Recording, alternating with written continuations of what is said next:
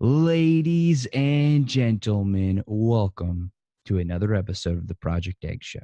Today, we have the honor of speaking with Dr. Joe Schaefer, a digital marketing agency owner, but that is only the tip of the iceberg. He has a PhD and is a published neuroscience researcher.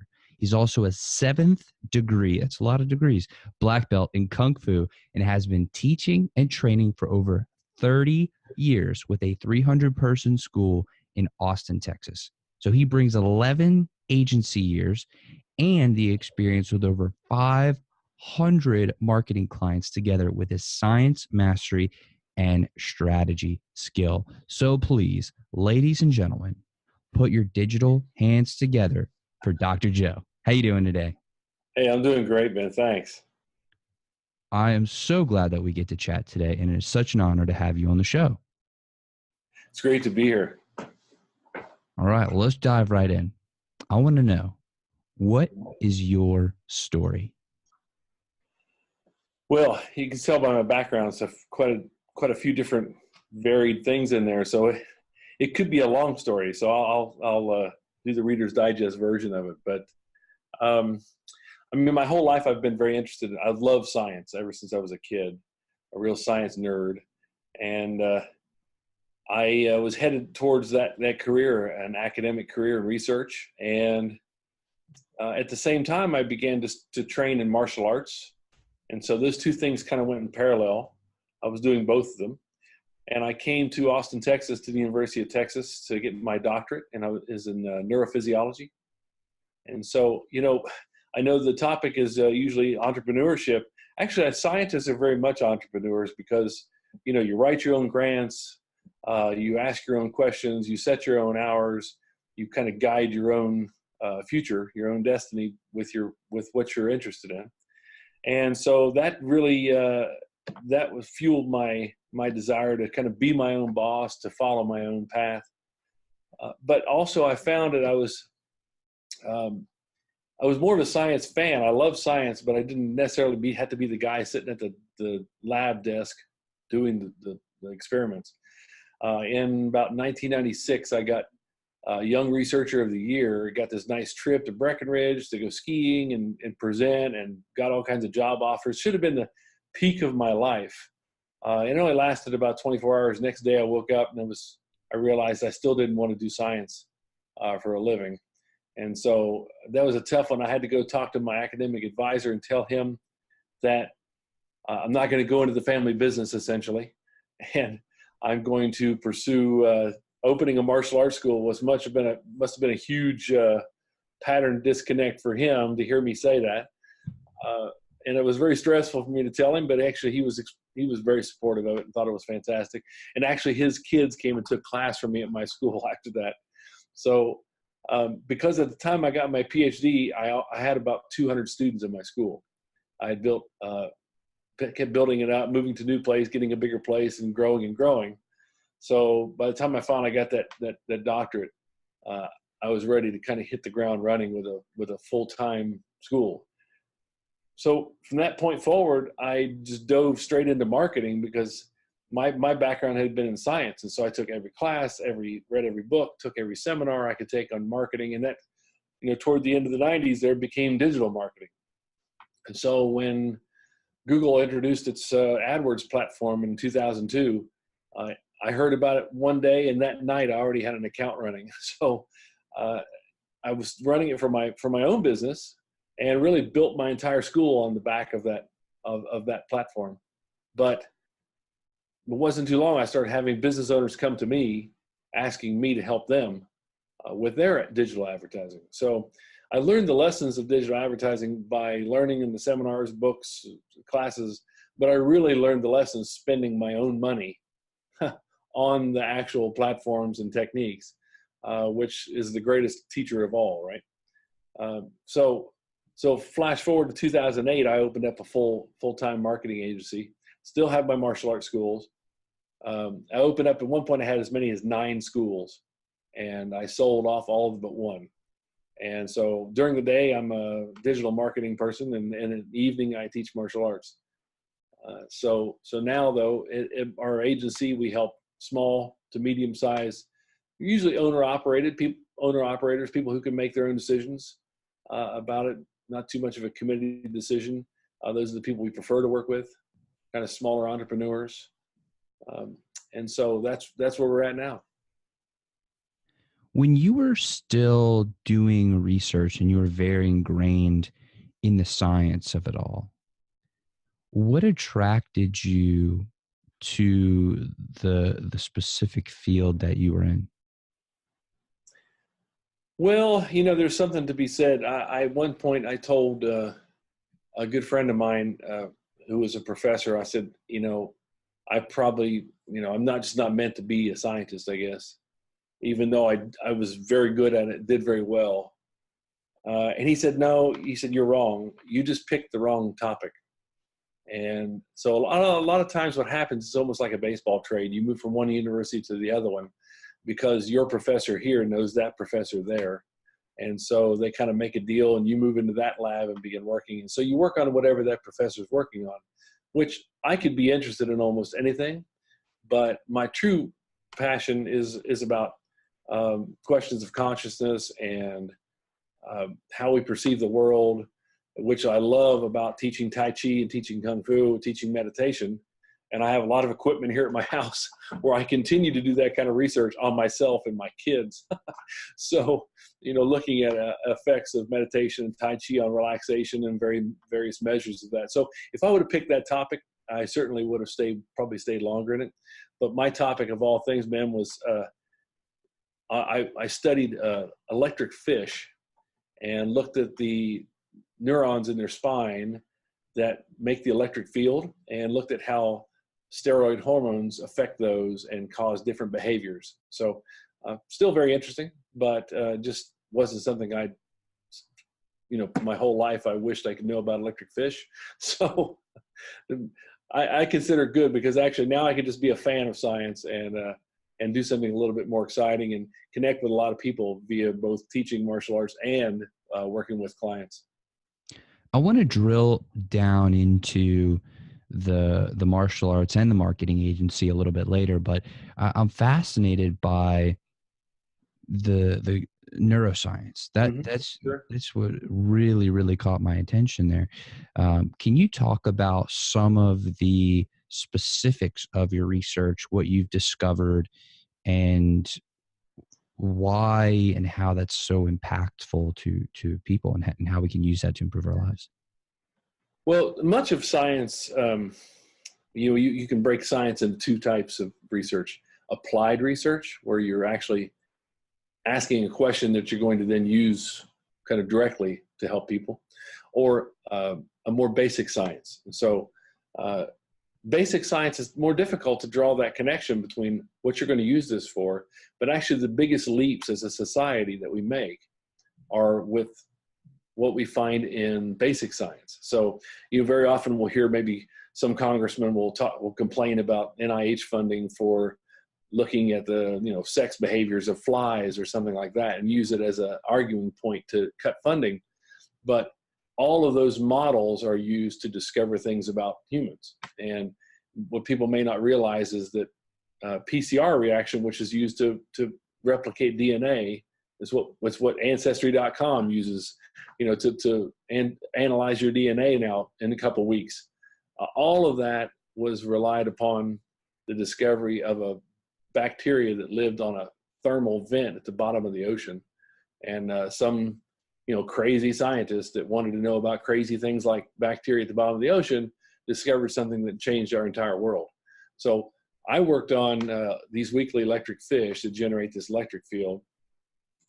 And that's a behavior, even though it seems like it's almost like sonar. It's like a bat sending out a signal. They send out a field from their tail and it's picked up in their head with electroreceptors, and how that field changes tells them what's around them in their surroundings, because they live in the Amazon basin in South America, and it's very cloudy water they can't see. So they use this as a second way of seeing. Well, the frequency that they put out is very specific. Males put out a certain frequency, females put out another frequency. And you can put a capsule with testosterone in a female and it'll change its frequency to become more like a male. And so the question is how does that testosterone affect that behavior at a cellular level? What's changing in those neurons? Because even though it's a very simple personality trait or a very simple behavior, it is still a behavior. So we can ask about, hey, how do our behaviors different from one person to another, all the way down at the cell level? So we use that as a model for, and then along the way, I found some other very interesting things that when you transect the fish's spinal cord, which is part of one of the experiments, they grow their entire spine back again. And so they're very regenerative, and they grew all brand new motor neurons, which is the holy grail for anybody researching MS or different motor neuron diseases. And so these fish turned out to be pretty remarkable in many ways. I didn't really pursue that very far. That was like a side project for me. Most of mine was on the testosterone driven stuff. But so just to make sure I understand the nuance of the main research that you were doing, you were trying to understand how testosterone was affecting the behavior of the fish, the behavior in this case being this pulse or electromagnetic field that it was emitting right. at a cellular level. And the example being, you had a male fish when it was throwing off some frequency, Right. and the female fish had a different frequency. But then when you introduce the testosterone, then the frequency was the same as the male. Is that correct? And because there's a pacemaker in the brainstem of the fish, just like we have a pacemaker for our heart that drives that whole frequency. The question was, is it acting on the pacemaker, or is it somehow changing even the cells in the tail of the fish that generate the field? So that's why we cut the spinal cord of the fish. And then what we found out was it changes both of them independently. So it both makes the pacemaker fire faster, and it makes the cells fire faster themselves. And so these fish actually, remarkably, they fired extremely high firing rates. The cells fire at 1,000 to even 1,500 times per second, which there's not a single, almost a cell, there's not a cell in our body that neuron that fires that fast. So they're really high frequency cells. So it was a lot of fun even finding, something that fires along at that frequency. But yeah, so you're exactly correct. That's exactly what we did. And because it's a behavior and they can change it. So it sounds like you really fascinated by the science part. If two fish come up to each other, and one, let's say, has a frequency of 800 hertz and the other one has a frequency of 795 hertz, they'll jam each other. They don't know which signal is theirs. So they lose information. So what happens is the fish that has the lower frequency will lower theirs even more, and the fish with the higher frequency will raise theirs even higher. And so they call it jamming avoidance response in all the geeky scientists who study this, right? And so because it can do that, in the moment, it reinforces that it is actually a behavior and not just like some kind of an autonomic or automatic thing, that they're actually getting to change it. So by seeing how the ion channels change when they get testosterone introduced, you can see kind of how behaviors change in animals based upon, what environment the cell is in. That's incredible. It's incredible both that they can change those frequencies because they want to, and in the greater implications of the impact of various substances or external, introductions to their ecosystem, like what that will do to them on a cellular level. That's fascinating. And was the goal to then extract that information and be able to apply that to people? Like, say, okay, now we're understanding more about this particular species, this particular fish. Now let's see if we can improve people's lives by understanding how the introduction of foreign substances will change us. Is that kind of the next step of that? So the way this would work, it's like a ladder. Mm-hmm. You've got scientists to be straightforward with you here. The scientists who work on this kind of thing have no interest ever in bridging into the humans. Yeah. It's too deep. There's too much to understand and figure out at that level Mm-hmm. in the fish alone. It's other people who come in and grab the knowledge that you've gotten from that fish and say, wait a minute, that sodium channel acts a certain way. They just found out how this behaves in that fish. Let's try this certain drug in somebody, let's say, or a calcium channel with somebody who has, some kind of pulmonary issue. Let's find out if we block this. So that's how it ends up happening. You spend these guys spend their whole life trying to figure out a fish, and they never really worry about how it's going to apply. They know they're adding to the body of knowledge general, so that others can piggyback on that. So everything we know about the nervous system from 100 years ago came from crayfish and frogs and slugs and things like that.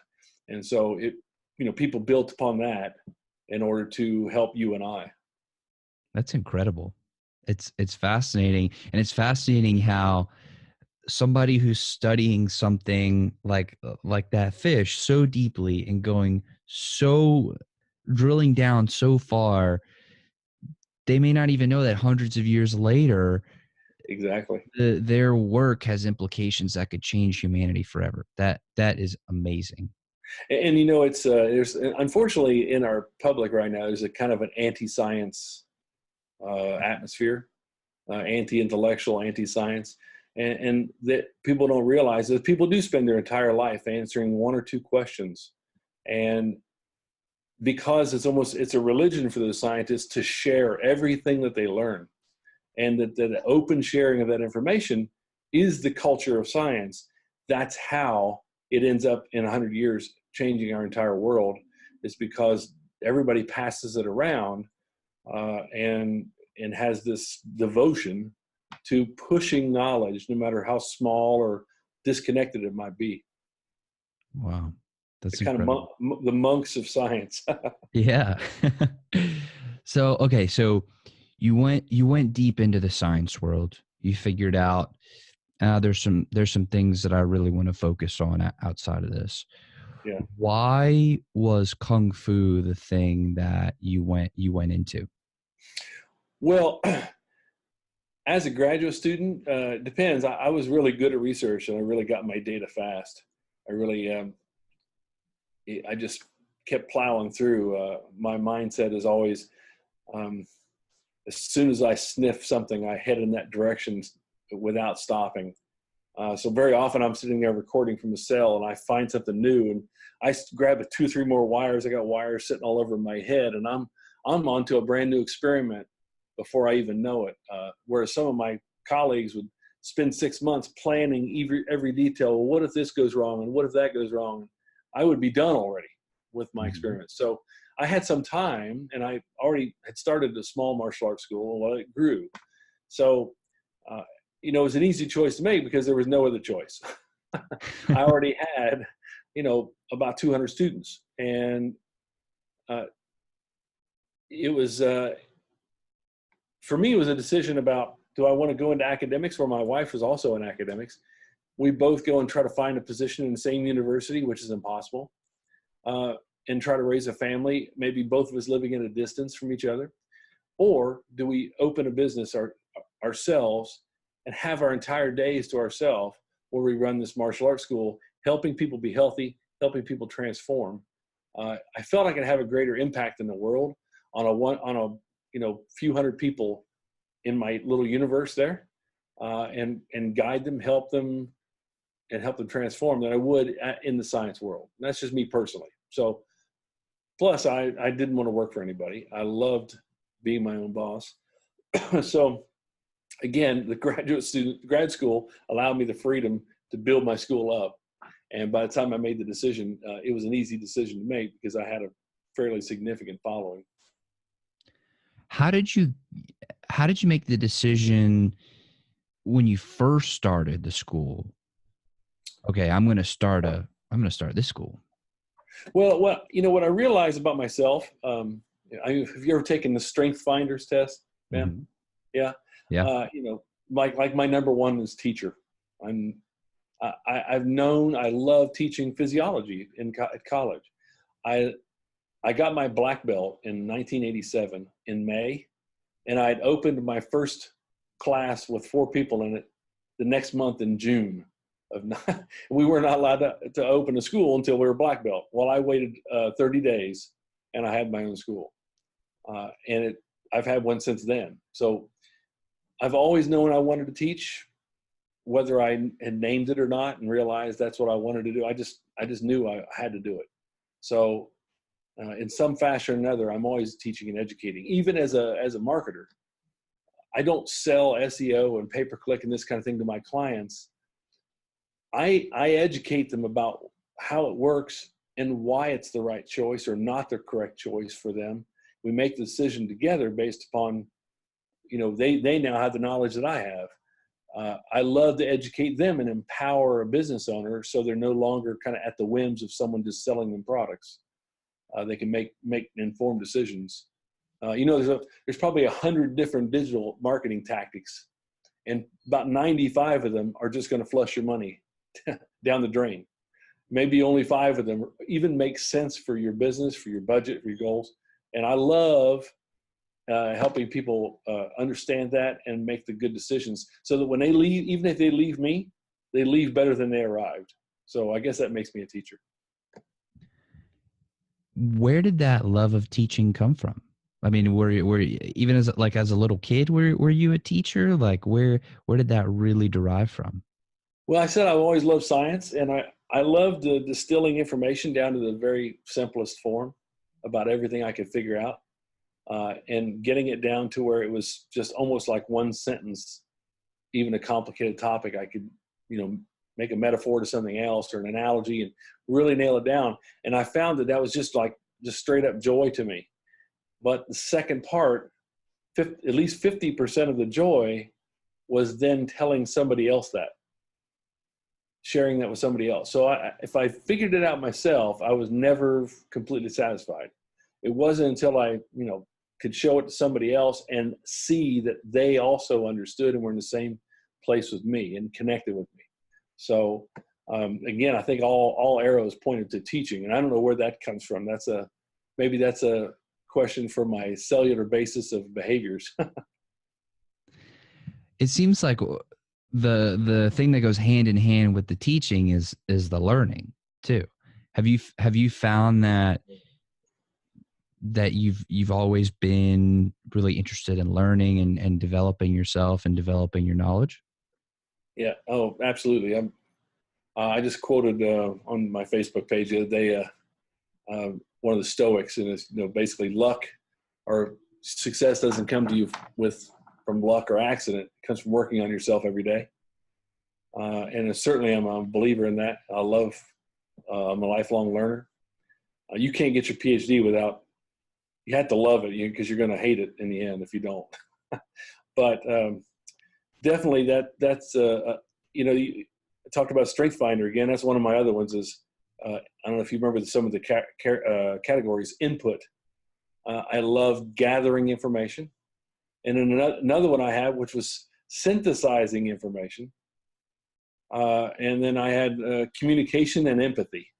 And it said, what should I be with all 5 of these? I should either be a marketer or a teacher. So I'll teach marketing. That's fantastic. When you were going out and building your school, building your agency, growing your business and your influence and your reputation, what principles did you bring from the science into the business world that helped you to excel? There's one principle in science that is the guiding principle, really, of all science, which is, I don't know if you heard of the term Occam's razor. Occam's razor is the concept that the simplest explanation, you must accept that as the explanation. You can't accept the most complicated explanation. It has to be the simplest one. And so in marketing, you're always asking questions of, why is the organic traffic here? Why are they exiting from this page in the site? And why are they going from this page over to that page and not doing what we want? And, why is everybody bouncing off our homepage? All these kinds of things require that you be able to manage multiple hypotheses in your head, essentially, and find the one that's the most likely and simplest answer to that, and then test that. And so for business owners, they have such a blind spot for, of course, their own website.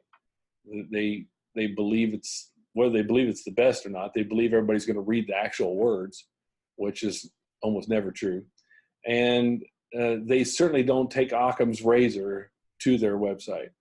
So the science background, just like getting 7th degree black belt in martial arts, getting a PhD requires a path. It's a transformational discipline. It all has steps built in to turn you into what they want to turn you into. And when you're done, you think like a scientist, because you had to go through an oral qualifying exam. You had to go defend your proposal. You have to defend your thesis. You have all these different steps that you can't escape. You have to do it. And there's these, the old guard sitting in there to make you miserable and make you suffer and to do the work. And you come out the other side of that machine looking a certain way. And people who haven't gone through that may not understand, may not have the same science process in their mind because they didn't have to walk that path. And since that path takes 6 or 7 years, it's a significant transformation of people. And the same with martial arts. You can't train for 30 years of your life without it impacting you in some way. So it's at a real deep level. Science impacts me every day with every decision. In marketing, even in the way I teach martial arts. I teach it differently than other people because I can come at it from many angles. When you're applying Occam's razor and you're looking for that simplest and most likely solution, how do you identify which one's simpler than the other? Like what process do you go through of identifying the potential solutions and then weeding them out, or I guess ranking them in terms of complexity and likelihood? I wish I could tell you I had an actual process written down that I follow, but it is a gut level thing that tells me this is the simplest version of this. And if that's it's a funny you ask that question because it's embarrassing me but we all have certain things that we do innately or instinctively, and mine is the ability to, for instance, look at someone's website and understand what your visitors are thinking when they get there and what they want and what they need to see in order not to leave. And I can look at a website and rank it and score it internally and make changes to make it work better. But it's hard for me to teach that to somebody because I just kind of know it. One of my superpowers is I have ADD. So if you can't hold my attention, if I look at a page and I just think there's no way I'm going to read that, then I know that I am the strictest filter you can get. If you can make me happy, you now have a landing page that will get the job done. And so that's another one of my secret weapons there. So when you're ripping into these websites, what is the thing that you see most often is the problem? Well, I like to give people an example. If you went to a mall, it had 10 shoe stores lined up side by side, and each one of them said shoes at the top, identical looking stores. The way that you and I would shop on that row of 10 shoe stores is the same. We would try to look in the window. We would try to get any kind of indication whether it's worth going in there or not. And even as we went in, we would start to already have regrets thinking, well, there's probably a better sale at one of the other ones. And I only have 30 minutes. I got to hit all these 10 shoe stores. This is crazy. I don't have time for this. We would look for any indication, not to stay really, but to leave. We go in, if we don't see enough clarity, we don't see where the men's shoes are immediately, we're just going to walk out the door. And so that is, of course, the page one of Google. And first off, you drag as much of your website as you can onto page one of Google. You've got to put stuff in your descriptions or your ads that actually addresses what they're looking for, not generic content, so they can make strong selections even from that page. But then when they get to your site, there's really just a few things that they need to get immediately. And there's now research showing even people make the decision in milliseconds, actually, that they're going to leave. I came up with a term years ago, I call it back pressure, which there's more pressure pushing you out of the site than drawing you in, meaning that you think there's more clarity possibly on the rest of the Google results than there is in any one site. So you're looking for reasons to leave the moment you get there, not reasons to stay. And so you have to have, for instance, you need to show your category. So if you're a financial website, you've got to have some kind of picture, you've got to have something, text or whatever that shows this is a financial service. Then you're product specific. Is it annuities or is it insurance? I better see both the category and then the product. And then I need to see what the next action you are asking of me. And that had better match pretty close to what I want to do. So if it's, get this white paper, nobody goes to a website looking for white papers. So if it's get this white paper, that's not even close to what I want for my next action. And if there's no next action at all you're recommending, I'll leave too, because if you don't know what I should do next, I'm not going to know and I'm going to leave. And then the fourth one is they need to have some reason to stay, credibility, whether it's logos or testimonial or something. Those four things, they don't get those four things in less than 5 seconds. They're gone. And so most websites have just a pile of information without a direction. So that would be my kind of take home, is that if you went and looked at your website and compared it to 5 other of your competitors and looked at it with those 4 things, you're going to pretty quickly see there's some that have it and there's lots that don't. So I have about 40 parameters for landing page in a spreadsheet. I go in and I qualify each of those parameters, and then it spits out a number and a color. And when I get them all into the green zone, I know my conversion rate is going to about double on that website. And so I just work on all 40 of those. If I can't get a picture, then I use text. If I can't get, it's just, as you can tell, I kind of turned it into my own science, right? So I can quantify and measure and get the metrics on it.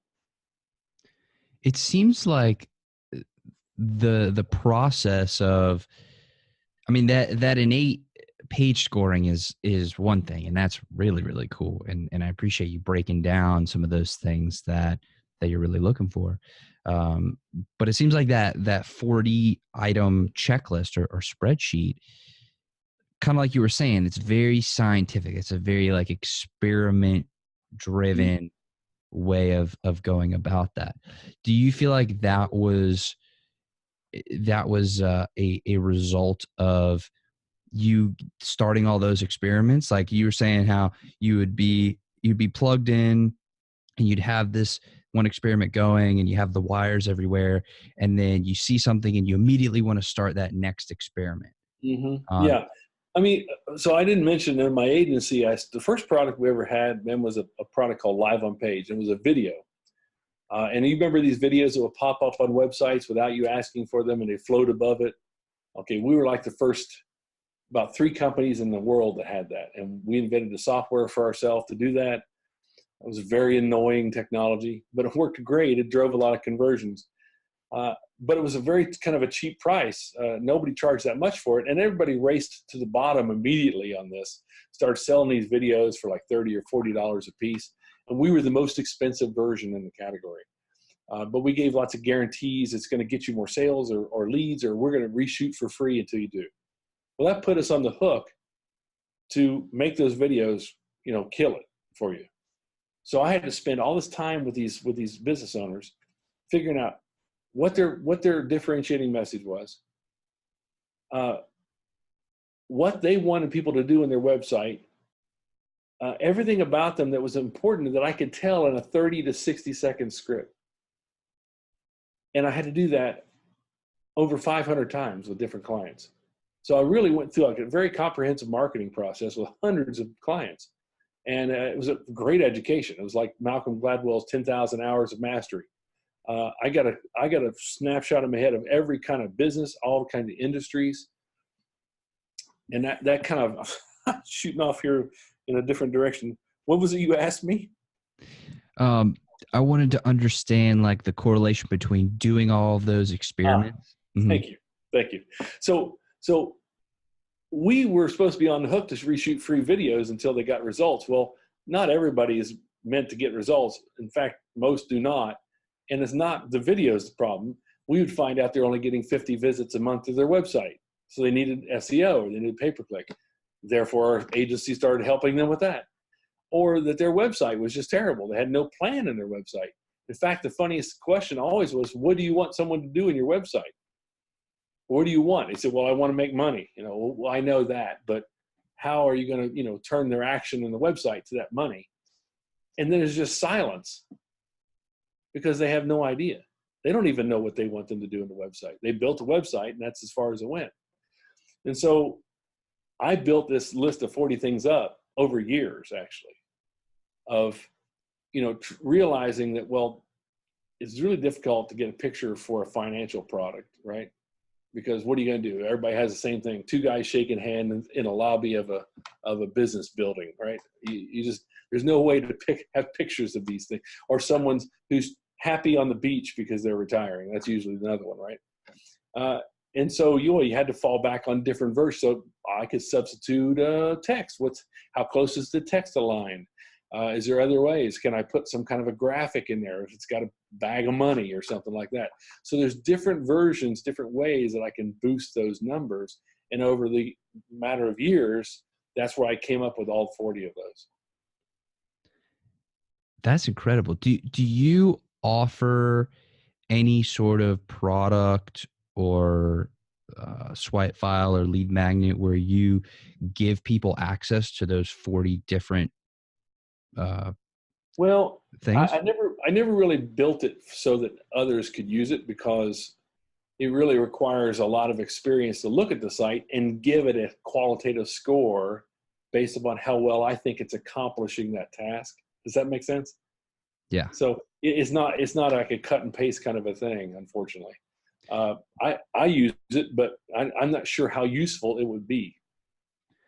Could there be any way to build software where people could go onto your site and they could basically input that information? And of course, you'd have to guide them through it, and it would basically give them like a score and then give them some recommendations for how they could improve. I walked a few steps down that path with the developer and thought about that. There are some similar kind of products out there, and I'm not sure if they're made with the same background I have. But there's people who are trying to accomplish some things like that. Some AI that builds websites and is supposed to take some of those things into account. But really, it's the experience behind it that helps to drive the process. So, yeah, that's a good idea. I did think that was a world-changing idea about 2 years ago, but I just use it with the clients who come to us and then help them with it. So we've been talking a lot about all the things that you've done and how you've gotten to where you are now.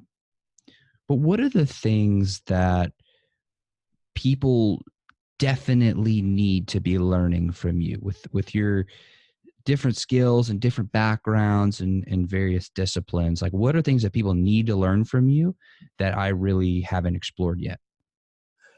Well, on the martial art angle of things, I mean, of course, it's a very result-driven business, right? If you make a mistake, you get a hit in the head from somebody, whether sparring with you or something. So the externals of things, the artifice is not that important. It's whether it worked or not. I always tell my students when they're throwing a kick, your side kick may not look like somebody else's, but that's okay. If you kick somebody with it, no one's going to tell you that it looked wrong. It's not how it looks. You're not kicking the air. You're supposed to kick somebody. So, but the main goal or the main lesson of martial arts is progressive training. continuously working on yourself or working on transforming. And I think the main lesson for entrepreneurs is the lesson of martial arts is perseverance. Nobody walks into a martial arts school saying, hey, it's been 2 weeks. Where's that black belt at? They know it's going to take a certain period of time. They know they're going to go through multiple steps and building up mastery and competence. Then mastery is going to take time. But I run into a lot of business startups, a lot of business owners that start new projects, and 2-3 months in, if it's not working, they want to go back to the drawing board and give up, because obviously this is not a good idea. My question to them is, where are you on your 10-year plan? Because it's going to take, get a high level of black belt, it's going to take 10, 20 years. You didn't really think that was going to happen this year, did you? And so, I'll have someone who come to me and say, well, my plans do this, this, and this. Well, what's your blue belt look like? What are you going to be doing when you get green belt? What about brown belt? And then when they hit those, sometimes they hit them early. You say, hey, congratulations. Rather than saying, oh, I had a setback. Oh, well, you're going to have a setback, right? I mean, you're only a yellow belt. So giving someone that perspective in the business world, because there's only one way to accomplish it, right? Is continuous development over time, or throw a ton of money at it. And most people don't want to throw a ton of money at it, or don't have the money to throw at it. So if you don't have the money, you're going to have to put the time in. And so that's, I tell people, friends want to start a business, and I say, I guarantee you success.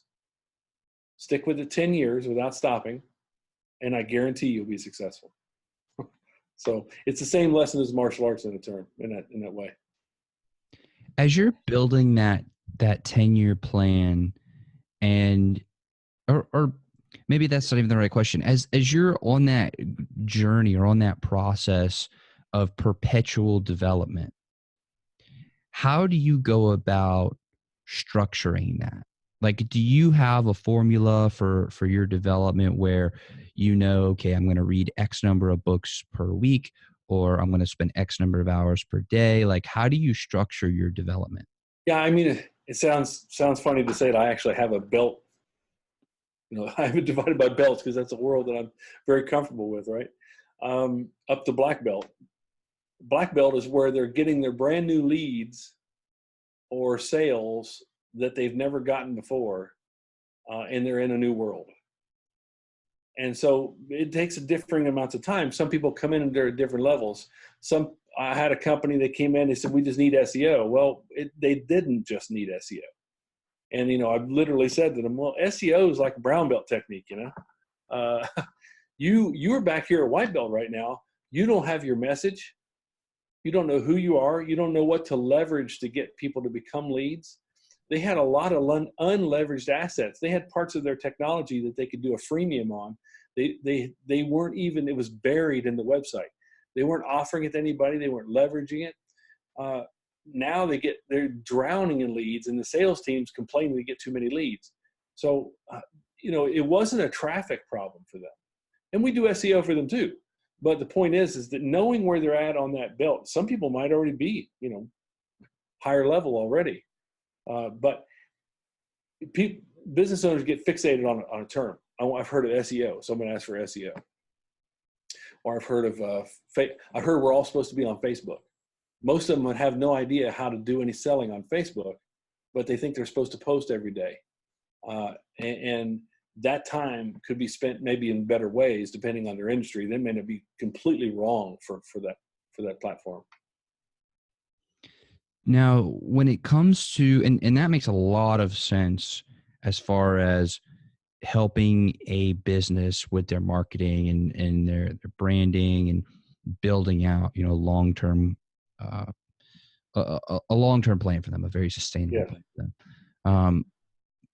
I also want to know about like your own personal development. Mm-hmm. Do you believe in self-help and in growing yourself and working on yourself? I mean, we talked a little bit about that earlier, but I'm interested from the perspective of mm-hmm. like an organized long-term plan of achievement and development? Yeah, I mean, typically I set, the yearly goals, 2 years, 5 years. I kind of more lead from the heart on that one, because I'm a voracious consumer of information. I'll read a book, I'll see one name in that book, and within a week from now, I've got 3 books from that person, right? And I'll just dive headlong into these things and move in jumps and starts forward in information. So I'm always feeling like I need to bring everything into greater focus, and someday it'll all come down to that one sentence for me, right? So I definitely, I'm always on the path of self-improvement, probably at the aggravating, impact on my family, because my students at my school, I'm always this way at school. I'm always talking about transformation and personal development. And they probably think, well, maybe he just sounds like that here. No, my wife's a 6th degree black belt. She would tell them, no, he's that way every moment of the day.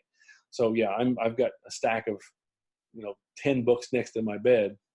I've got, like I said, I've got machines, neurofeedback machines for meditation. I've got things that read heart rate variability to tell you how my parasympathetic nervous system's doing. I'm a total life hack kind of a aficionado, and using all of it to reach my peak performance, though, so that every day when I walk into my school, I know that wherever my energy's at, nobody's going to exceed my energy. And martial arts schools, most people think martial arts is all about kids teaching kids martial arts. My school is 3/4 adult. And adults will not spend their money on something, and their time, which is even greater than their money, unless it has a daily impact on their life. Every day they're driving home, they turn right to go home, turn left to come to my school. That's a tough decision every day. They're tired. They got to know when they turn left to come to my school, it's because I'm going to inspire them, give them passion. They're going to have energy, and their life's made better because of it. And it's not because they're worried about getting in a fight tomorrow. They want real world impact. So to do that, I've got to stay full myself, right? I've got to stay inspired.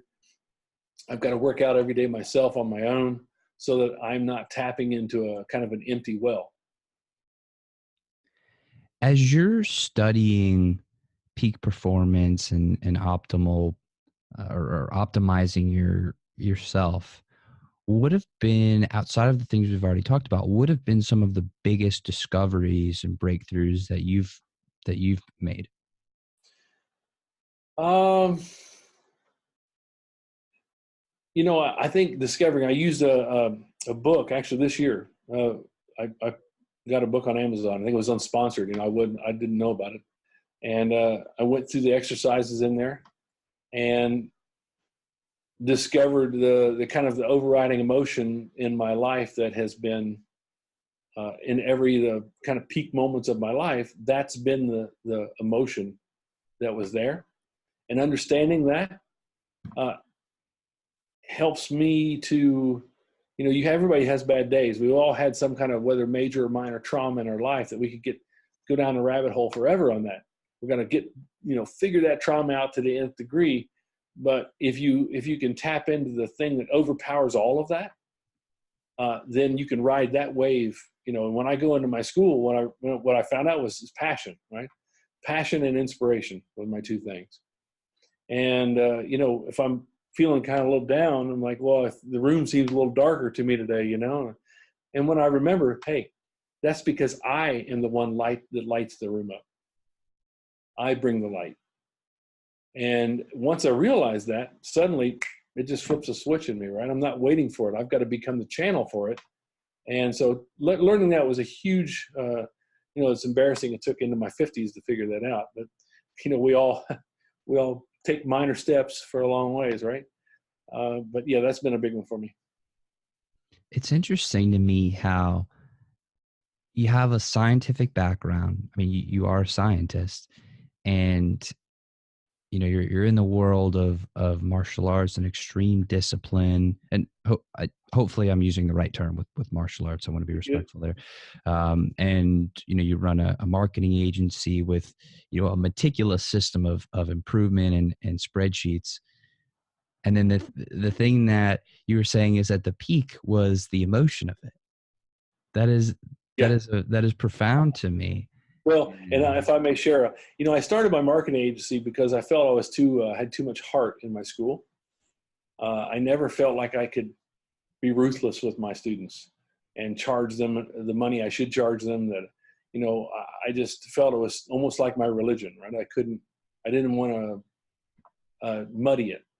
So I started a marketing agency because I figure I'll go be mercenary over there and make a lot of money. And of course, the reality is I've turned everything I do into my martial arts school. So now I care as much about my marketing clients as I do my students, and that. But I've been teaching martial arts for so many years that I own that 100% of who I am when I'm there. And I play a role when I know who I'm supposed to be. But the marketing agency has only been 10 years or 11 years. So I was having a meeting a couple of weeks ago, and I was coming in. And in the meeting, I was like, I wasn't feeling great, even though I had some fantastic results to share. And I thought, well, gosh, I feel like sometimes I'm singing for my supper. I've got to go and explain my existence again to somebody. And I was about ready to walk into our office, and I suddenly remembered, wait a minute, passion's my thing. Why am I one guy in my martial arts school and another guy in my marketing agency? I'm going to bring that level of passion into this next meeting right now. I'm thrilled to tell this guy this news. I can't wait to light him up and inspire him with what we're going to do. It was like night and day when I suddenly realized that, I just got to go live it right here too, even in this realm, and be, I don't know if I'm a martial artist when I do that, but I just need to be the same guy no matter where I'm at. So there are two things that I really want to drill down into here. One of them is understanding how you really drilled down and explored and were able to identify specifically what that peak emotion is, or those two, the passion and yeah. inspiration.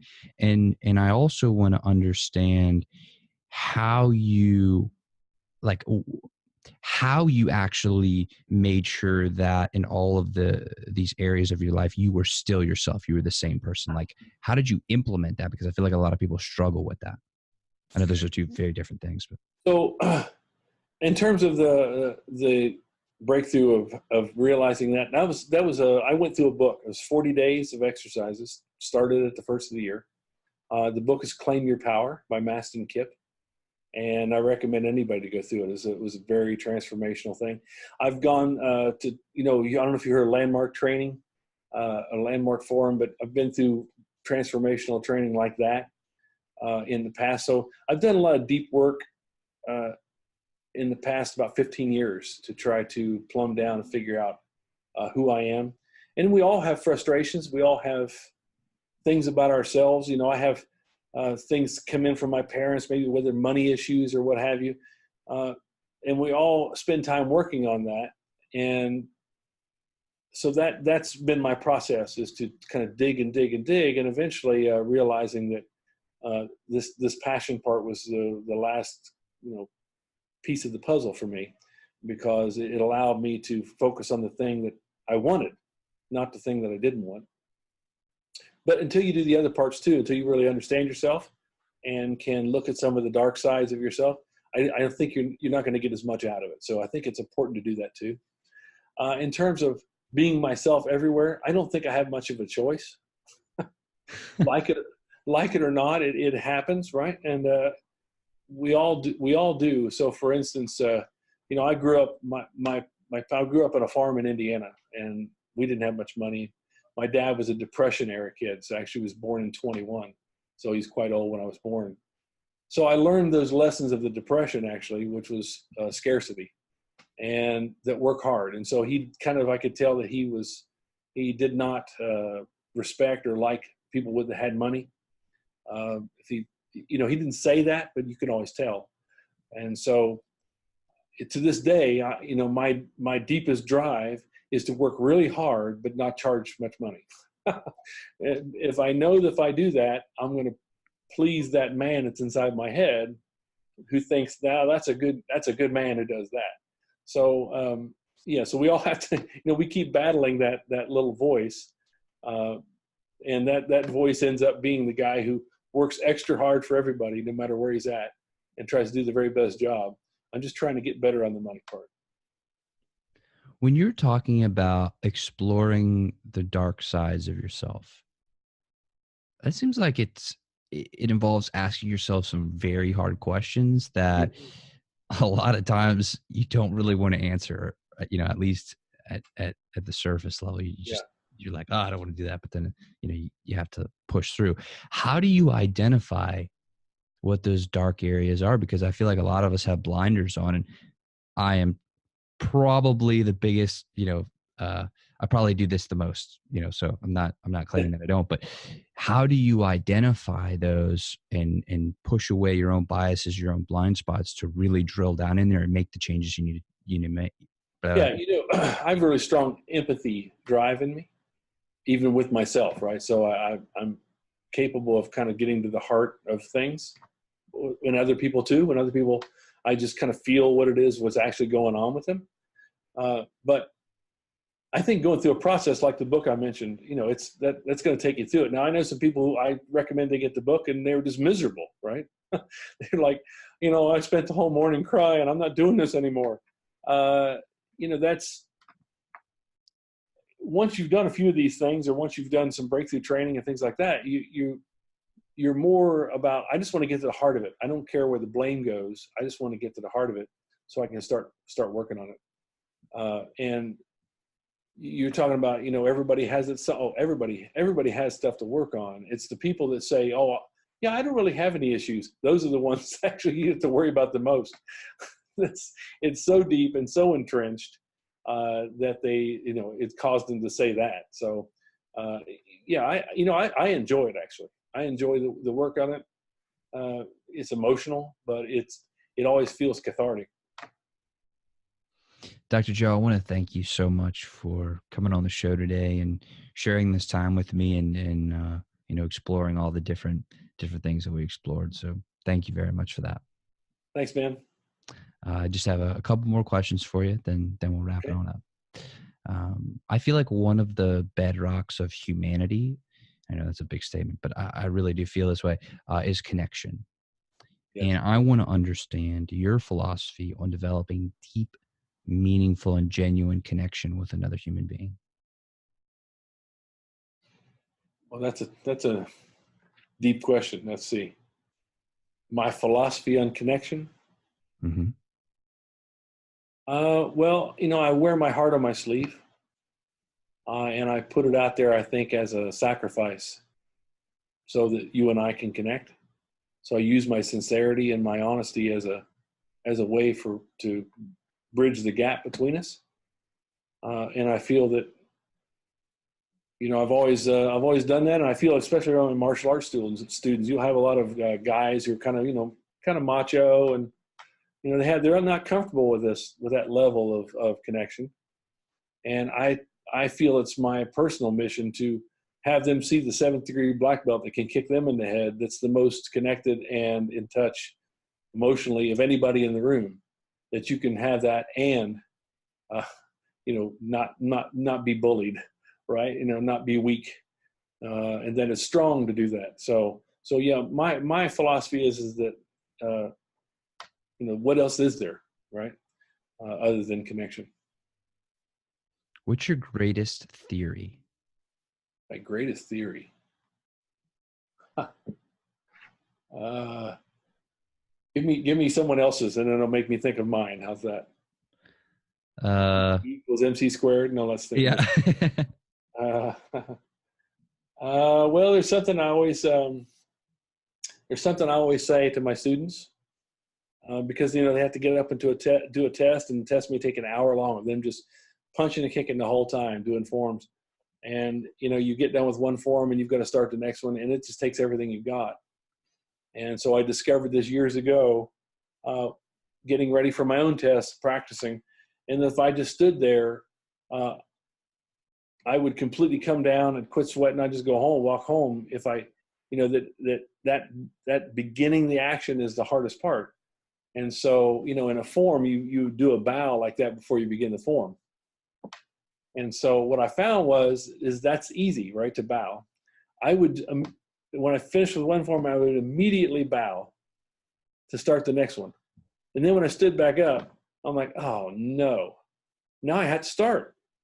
Or I had to be a complete punk and just stand here for a while and admit that I'm too tired to start, because it was so easy to bow that it begat the next movement and the next movement. And so my students have all incorporated this saying now: just bow and begin. If you start with the easiest action first, then the next one has to occur next. But just start with the easiest one. Is there anything about yourself that you think is an important part of who you are that we didn't talk about today? In other words, what did I miss? Well, I don't know. You covered a lot, man.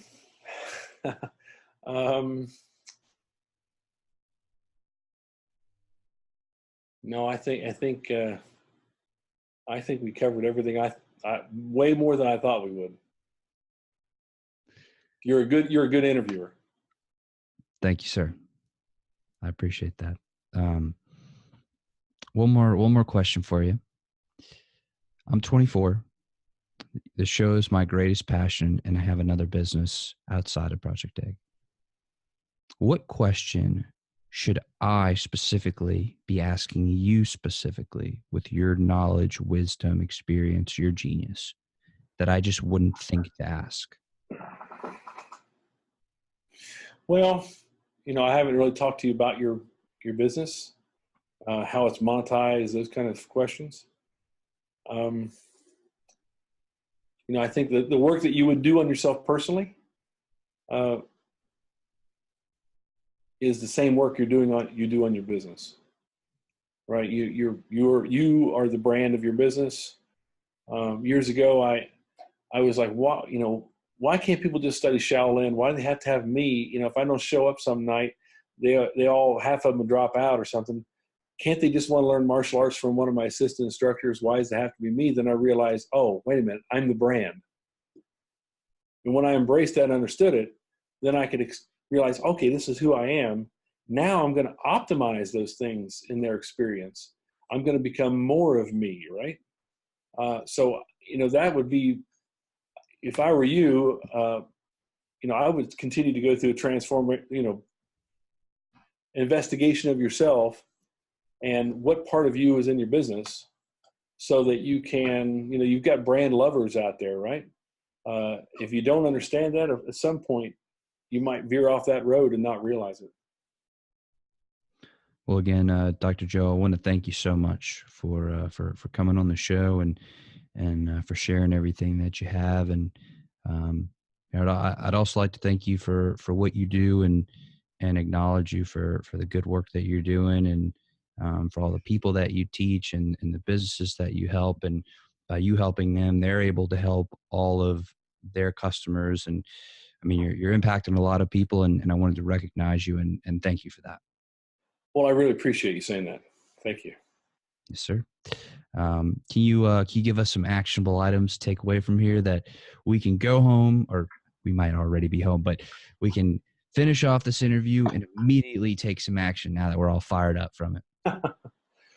Well, I mean, if people have a website, if they have a business, then I would recommend that they look at their business with, take the glasses of, bias off. Hang on one second. I'm going to let this dog is whining out here. Take the glasses off that they have, that they're biased to love their own website, and open up 5 to 10 tabs on their window of their competitors, and take a good hard look and ask yourself the question, if you weren't in love with yourself and your website, if you're just somebody looking for that service, would you pick your website hands down over everybody else's? And I think that's going to be a pretty startling revelation for people. That's awesome. So everybody, don't let that escape. Like literally open up those browser tabs. Go look for your competitors. If you don't know who your competitors are, then go figure that out and Type it in start Google. doing it. Type it. I'm Yeah. telling you, if you let it go, you might not remember that later. So start taking action on that right now, right now. And also know that I love you guys and that I'm very grateful for your support and that y'all are the reason that I do this and that I do what I do. And I'm very appreciative. And I will see you on the next episode. Thank you very much and have a fantastic day. Thanks.